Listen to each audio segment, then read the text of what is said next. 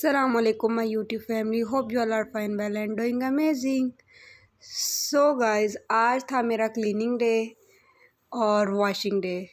Sunday था। सुबह सुबह उठकर मैंने सबसे पहले मशीन को लगाया, उसके बाद मैंने फिर नाश्ता वगैरह बनाया जिसके क्लिप्स मैं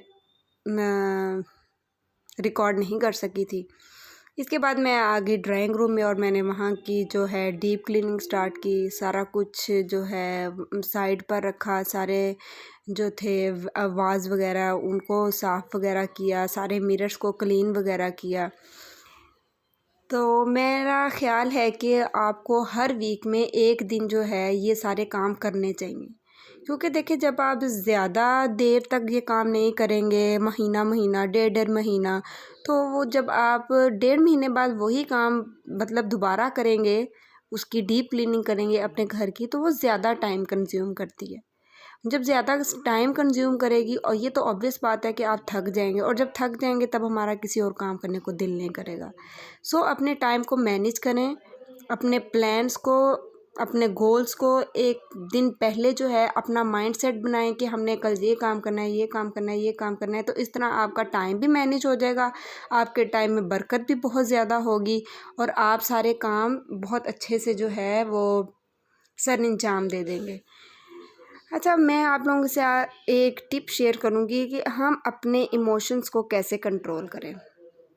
जो हमारे इमोशंस होते हैं उन्हें हम कैसे जो है ना कंट्रोल किया करें। अक्सर लोगों को आप देखते होंगे कि लोग डायरी लिखते हैं और सोचते भी होंगे कि ये कुछ छोटे बच्चे हैं जो डायरी लिखते हैं।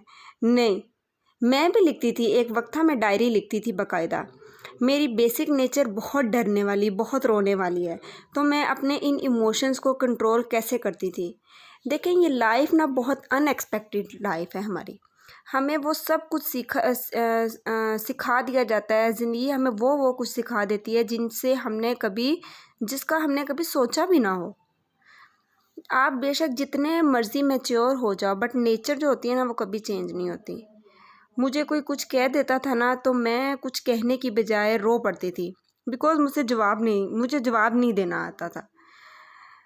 100 बातें हो जाती हैं, पेरेंट्स के साथ भी हो जाती थी, बहन भाइयों के साथ भी हो जाती थी, और जब शादी हुई है तो जाहिर सी बात है हर घर की कहानी है, इन लॉज में भी हो जाती हैं, हस्बैंड के साथ भी लड़ाई हो जाती है। तो मैं ना कुछ कहने की बजाय मुझे फ़ौरन से रोना आ जाता है। मेरे हस्बैंड मुझे कुछ कह दे तो फ़ौरन वो कहते बाद में और मेरी आंखों में आंसू पहले आ जाते हैं। तो मैं अपने इमोशंस को कंट्रोल करने के लिए ना ज़रूर डायरी लिखती थी। मतलब इससे ये होता था कि देखिए जब आप डायरी लिखते हैं ना तो आपके सारे इमोशंस जो हैं वो डायरी लिखने में ही निकल जाते हैं। फिर माइंड फ्रेश हो जाता है। अब बजाय इसके कि कोई आपसे कुछ कहे, कुछ कह दे तो आप लड़ने लग जाओ, तो control your emotions and develop your habit to write diary. देखिए, इससे ये फ़ायदा होगा, जब आप बोलेंगे, किसी की बात का जवाब देंगे, तो इंसान फ्रस्ट्रेटेड हो जाता है। नहीं पता चलता कब मुंह से कौन से वर्ड्स निकल जाएं। तो हमारी बातों, हमारे बड़ों की ये कहावत होती थी कि कमान से निकला तीर और ज़ुबान से निकले अल्फाज कभी वापस नहीं आते। और अगर वो अल्फाज किसी को बुरे लग जाए ना तो आप हमेशा के लिए उस इंसान की ज़िंदगी से अपनी वो कदर खो जाते हो जो उसकी लाइफ में, उसकी ज़िंदगी में आपकी वो इम्पोर्टेंस होगी, वो वैल्यू होगी। तो मेरे ख़्याल में अपना मकाम जो है ना इंसान खुद गंवाता है, अपने तलख़ अल्फाजों से, अपने तलख़ बिहेवियर से। तो मेरे ख़्याल से अपने इन इमोशंस को कंट्रोल करने का सबसे बेस्ट वे ये है कि जब आप फ्रस्ट्रेटेड हों या आपको अपने इमोशंस पे कंट्रोल नहीं हो रहा, तो आप जो है ना डायरी लिखना स्टार्ट कर दें। तो वो जब आप डायरी लिखेंगे ना तो आपके सारे इमोशन, आपकी सारी फ्रस्ट्रेशन उन वर्ड्स पे निकल जाएगी जो आप लिखते हैं। इस तरह आपका माइंड भी फ्रेश हो जाएगा और आपको कोई जो है किसी को पता भी नहीं चलेगा कि आपने किसी को क्या कहा। किसी के मुंह पर कह देना जो होता है ना, ये बहुत एक अच्छी आदत नहीं है। ये तो बहुत ज़्यादा जो है ना अच्छी आदत नहीं है ये, मेरे ख्याल से तो बिल्कुल अच्छी आदत नहीं है ये। किसी का दिल दुख सकता है, तो हमारे नबी का फरमान है कि किसी का दिल नहीं दुखाना चाहिए आपको। लोग आपके साथ जितना बुरा मर्ज़ी सलूक कर लें, लेकिन आप लोगों को ऐसा नहीं करना चाहिए कि फिर देखें अगर आप भी उनकी तरह बन जाएंगे फिर हम में कोई फ़र्क तो नहीं रह जाएगा ना। अनपढ़ और जाहिल का तो यही फ़र्क होता है ना। एक अनपढ़ वो होता है जो पढ़ा लिखा ही ना हो। लोग कहते हैं कि ये पढ़ा लिखा जाहिल है, तो हम तो फिर वो बन जाएंगे। पढ़े लिखे होकर हम उसके साथ जो है उसकी बातों का उसके मुंह पर उसको जवाब देना, चुप कर जाएं। खामोशी सबसे बड़ी जो है ना किसी इंसान की मार होती है, खामोशी जो है। तो इंसान चुप हो जाना चाहिए, अल्लाह ताला पर छोड़ देना चाहिए। अल्लाह पाक जो है ना बहुत ज़्यादा रहम करने वाला है, बहुत ज़्यादा करीम है।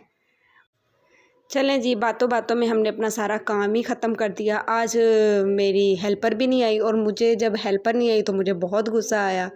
और फिर मैं काम करते हुए सोचा मैंने कि अच्छा, एक वक्त था जब मैं टीचर थी, तो जिस स्कूल में मैं पढ़ाती थी ना, वहाँ का रूल होता था कि लेट्स सपोज अगर कोई गवर्नमेंट की तरफ से छुट्टी आ गई है ना, फॉर एग्ज़ाम्पल जैसे 23 मार्च की छुट्टी आ रही है और वो मंडे को बन रही है 23 मार्च, और नेक्स्ट डे ट्यूसडे को हमने स्कूल जाना है, तो किसी वजह से अगर नहीं जा सके, कोई मसला बन जाता है, 100 घर में नोक झोंक हो जाती है, कोई इमरजेंसी आ जाती है, नहीं जा सकते, तो वो संडे की भी सैलरी काट लेते थे, मंडे की भी काट लेते थे, और ट्यूसडे की भी काट लेते थे। तो मुझे बहुत अजीब लगा, तो मैंने कहा, मुझे इतना गुस्सा आया ना कि ये क्या हरकत है ना, कि इंसान के साथ 100 ऊंच नीच हो जाती है, बट रूल तो रूल हैं, वो तो उन्होंने काटने ही काटने होते थे। अब जब मेरी हेल्पर छुट्टी करती है ना फ्राइडे को और फिर सैटरडे को, दिल करता है इसके भी पैसे काट लूँ। बस फिर ये सोच उस वक्त आ जाती है कि नहीं, 100 मजबूरियाँ हो जाती हैं, कोई बात नहीं।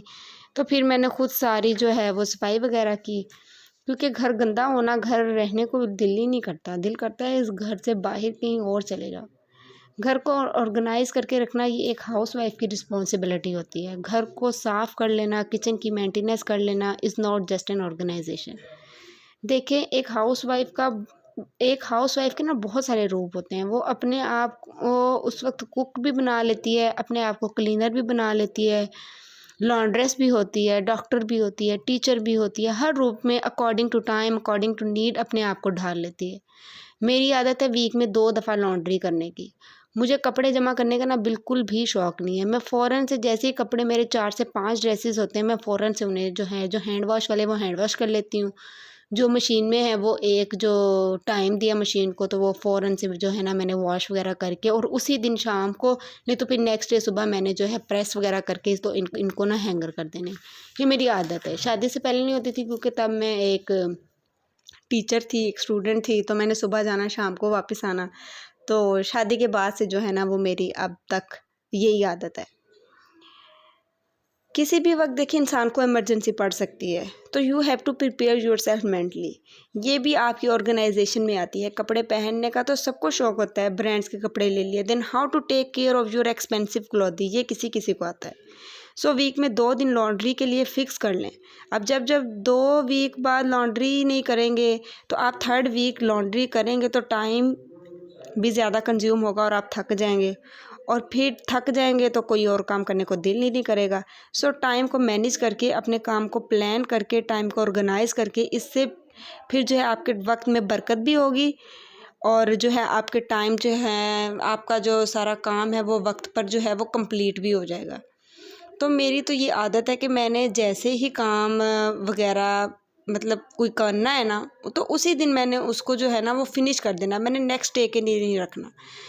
कोई अगर इमरजेंसी पड़ जाती है, किसी और काम में बिज़ी हो जाती हूँ, तो उसमें जो है वो फिर होता है कि छोड़ देती हूँ वो काम, अगले दिन नेक्स्ट मॉर्निंग में कर लेती हूँ।